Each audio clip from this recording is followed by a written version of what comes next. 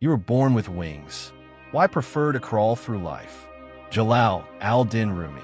Have you ever felt like you're spiraling through life, trapped between the endless demands of modern society and the quiet, aching desire for peace? You're not alone. Anxiety, burnout, and a persistent sense of disconnection have become the defining afflictions of our era. In a world inundated with noise, distractions, and pressure to perform, the words of a 13th century Persian mystic poet are echoing louder than ever before. His name? Rumi. But how can the musings of a man who lived over 800 years ago still speak so directly to the soul of the 21st century human? Today, we explore how Rumi's timeless wisdom offers not only poetic beauty, but a profound spiritual antidote to the age of anxiety. Welcome to the unfolding journey, the place where ancient wisdom meets modern consciousness. Here, we dive deep into timeless truths, spiritual insights, and the tools that help you navigate the inner landscape of life. If you're someone who seeks more than just information, someone longing for transformation, then you're in the right place. Let's begin this unfolding journey together. The age of anxiety. The 21st century has brought unprecedented advancements, lightning-speed technology, instant communication, and an abundance of information at our fingertips. But ironically, it's also brought a deepening crisis of meaning. Anxiety is now a global epidemic, with millions suffering from stress-related disorders, disconnection, and emotional exhaustion. We scroll endlessly, yet feel empty.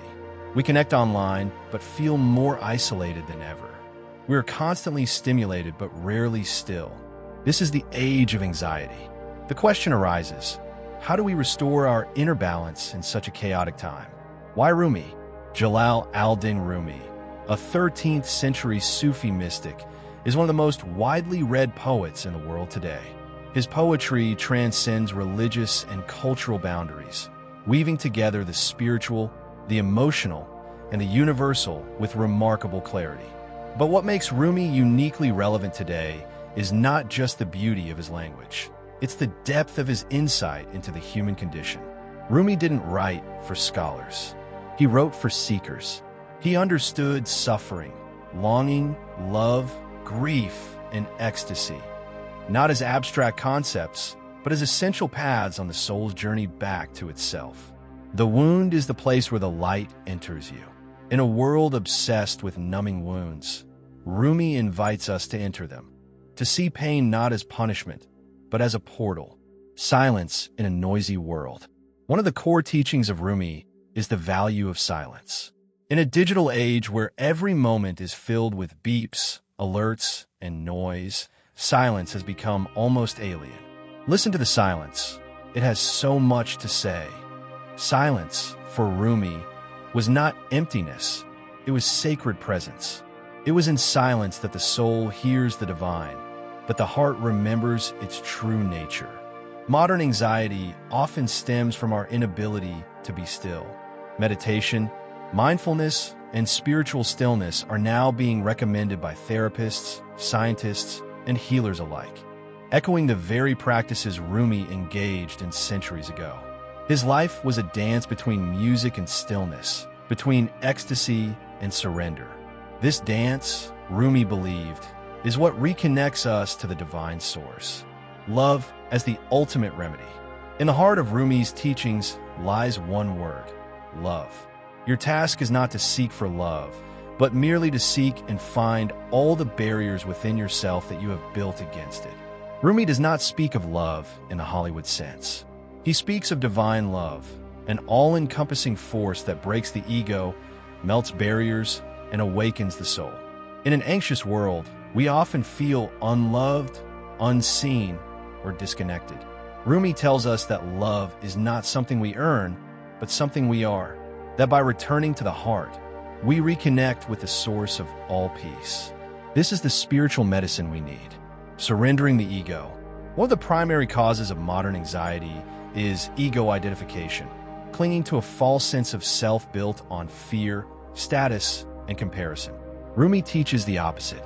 He speaks often of annihilation, fana in Sufi terms, not as a loss of self, but as the shedding of illusions. Try not to resist the changes that come your way.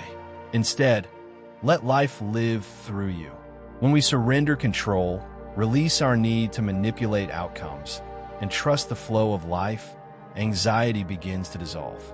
The more we cling, the more we suffer. In his poetry, Rumi invites us to die before we die. Not physically, but spiritually, to awaken to a higher self rooted in unity, not separation. The whirling dervish as a symbol of inner stillness. Rumi is famously associated with the whirling dervishes, Sufi mystics who perform a sacred spinning ritual. To the untrained eye, it's a dance. But to Rumi, it was a form of prayer, of meditation and motion. In our high-speed lives, movement is often mindless, driven by urgency. Rumi's whirling is purposeful. It teaches us that even in motion, we can find stillness. That amidst chaos, there can be peace. Imagine a storm.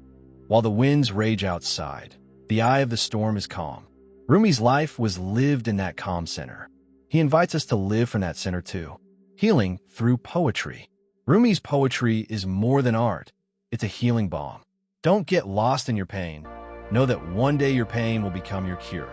Unlike modern self-help that often focuses on performance, Rumi focuses on transformation. His verses don't offer tips or hacks. They offer doorways. In times of despair, his words hold us. In times of longing, they guide us. And in times of awakening, they rejoice with us. Reading Rumi is like sitting with a wise friend who sees your soul. Not your achievements, not your status, but your essence. Rumi and a universal spiritual path. One of the reasons Rumi remains relevant across centuries and cultures is his universal message. He was a Muslim mystic, but his teachings transcend religious boundaries. He speaks to the human soul, not to dogma. In a divided world where identity politics, tribalism, and conflict are rising, Rumi reminds us. Out beyond ideas of wrongdoing and right-doing, there is a field. I'll meet you there. That field is the space of love, compassion, and shared humanity. Rumi doesn't ask us to convert, but to connect, to return to what we already are, divine beings having a human experience. In the age of anxiety, Rumi is not a relic of the past. He is a guide for the future. His words are not just poetry, they are prescriptions. His teachings are not just beautiful, they are vital.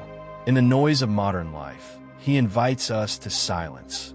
In our fear, he reminds us of love. And in our fragmentation, he shows us the path to wholeness. So next time you're scrolling, searching, or simply overwhelmed, pause. Take a breath, and let the words of Rumi echo in your heart. Because perhaps, just perhaps, what you're looking for is already within you. If this video touched your heart or sparked something within, we invite you to walk further with us. Seedlings, subscribe to the unfolding journey for more soulful explorations, timeless teachings, and spiritual insights. Let's continue unfolding together.